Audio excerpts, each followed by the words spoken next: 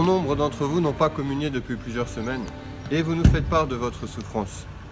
Est-ce que pour autant je cesse d'être chrétien? Et si je continue d'être chrétien, à quoi ça sert d'aller à la messe et de communier?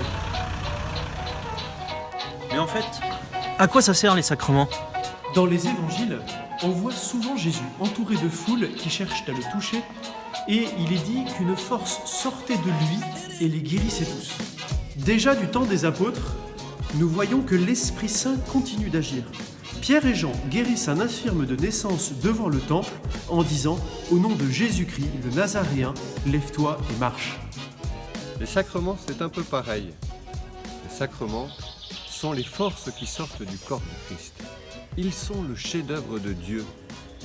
Par les sacrements, le Christ nous donne part à ce qu'il a réalisé de plus important dans sa vie, le mystère pascal.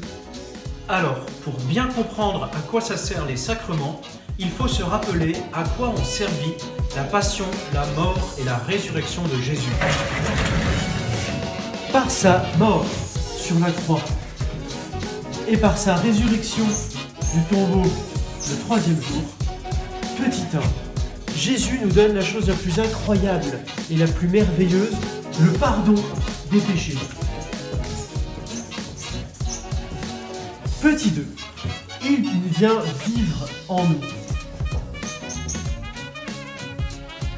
Et pour que cette merveille incroyable parvienne à tous les hommes de tous les temps, il transmet à son Église et à ses apôtres le pouvoir de le répandre par son Esprit Saint à travers le temps et l'espace.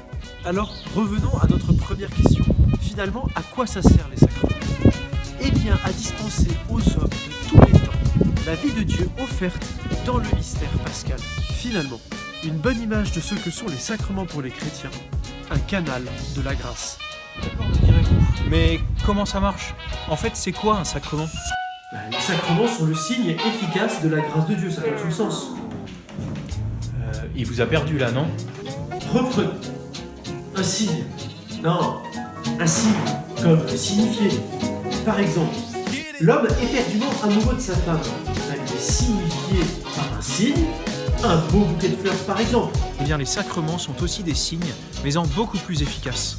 Parce que le bouquet de fleurs de l'amoureux, tout en restant symbolique, peut n'avoir aucun amour derrière, alors que les sacrements, eux, signifient un amour encore plus réel et encore plus consistant qu'un simple bouquet de n'importe quel amoureux.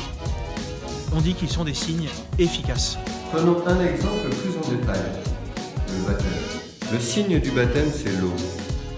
Qu'est-ce que l'eau signifie? À la fois la mort et à la fois la vie. L'eau fait naître et grandir la vie. Puisque le sacrement est un signe efficace, qu'est-ce que fait le baptême? Eh bien, il fait jaillir non pas la vie biologique, la vie du corps, mais bien la vie de l'âme, la vie de Dieu en nous. Résumons notre exemple. Le baptême est le signe efficace de la vie de Dieu en nous, qui naît, qui jaillit comme une source. Il en va de même pour les autres sacrements. En bref, depuis sa mort et sa résurrection, le Christ vit en nous. Saint Paul nous dit ce n'est plus moi qui vis, mais c'est le Christ qui vit en moi. Et les sacrements viennent signifier les étapes de cette vie en nous. Par le baptême, cette vie vient naître en nous. Par l'Eucharistie, nous pouvons nous recevons la nourriture de cette vie.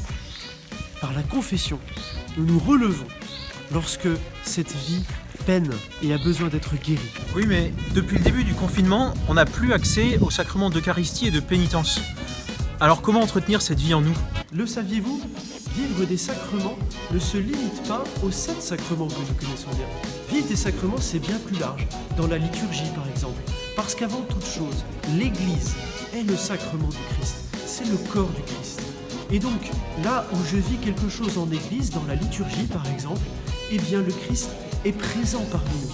Parce que là où 2 ou 3 se réunissent en mon nom, je suis là, au milieu d'eux. Précisément, le pape François a rappelé vendredi de Pâques l'importance de la vie des sacrements pour l'Église. Le peuple, le sacrement sont concrets.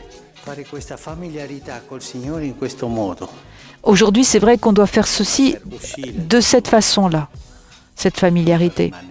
Mais pour sortir de cela, non pas pour rester là. Et ça, c'est la familiarité des disciples. Ce n'est pas une familiarité gnostique ou égoïste.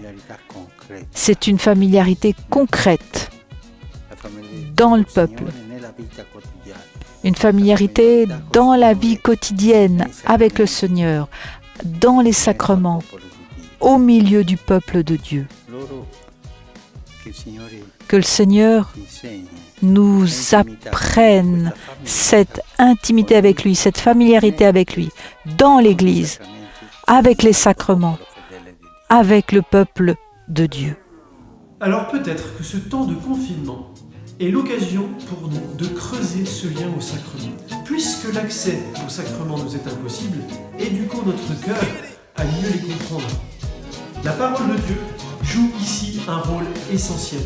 Par la lecture priante, personnelle et familiale, eh bien, je peux voir comment Dieu agit dans ma vie, comment Dieu agit dans nos vies, comment Dieu réalise l'histoire du salut à travers notre vie. Enfin s'ouvre là un autre chapitre. La parole de Dieu et son action réelle et efficace dans notre vie, ce sera pour la prochaine vidéo. Alors bonne semaine à tous, bon temps pascal, et que notre baptême soit source de vie jaillissante autour de nous. Au revoir.